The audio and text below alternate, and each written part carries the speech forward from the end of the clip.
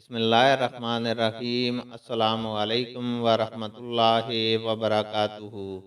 हदीस नबी सल्लल्लाहु अलैहि वसल्लम है, उन्होंने एक रात रसूल अल्लाह सल्लल्लाहु अलैहि वसल्लम की ज़ौजा मुतहरा और अपनी खाला मैमूना रज़ी अल्लाह तआला अन्हा के घर में गुजारी।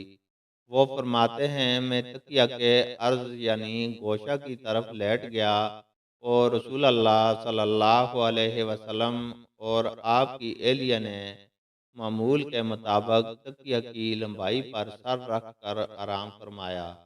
रसूल अल्लाह सल्लल्लाहु अलैहि वसल्लम सोते रहे और जब आधी रात हो गई या इससे कुछ पहले या इसके कुछ बाद आप बेदार हुए और अपने हाथों से अपनी नींद को दूर करने के लिए आंखें मलने लगे। फिर आपने सूरह आले इमरान की आखिरी 10 आयतें पढ़ीं। फिर एक मशकीज़ा के पास जो छत में लटका हुआ था, आप खड़े हो गए और उससे वज़ू किया खूब अच्छी तरह। फिर खड़े होकर नमाज पढ़ने लगे।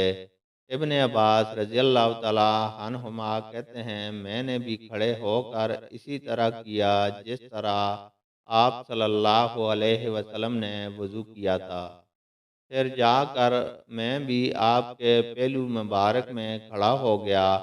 आपने अपना दाहिना हाथ मेरे सर पर रखा और मेरा दायां कान पकड़कर उसे मरोड़ने लगे।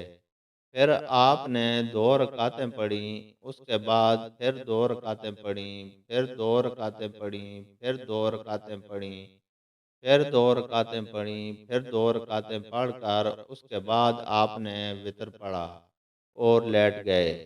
फिर जब मुअज्जिन आप सल्लल्लाहु अलैहि वसल्लम के पास आया तो आपने उठकर 2 रकात मामूली तौर पर पढ़ी, फिर बाहर तशरीफ लाकर सुबह की नमाज पढ़ी। अल्लाह ताला से दुआ है कि वह हमें कुरान और हदीस को सुनने, समझने और उस पर अमल करने की तौफीक अता फरमाए। आमीन।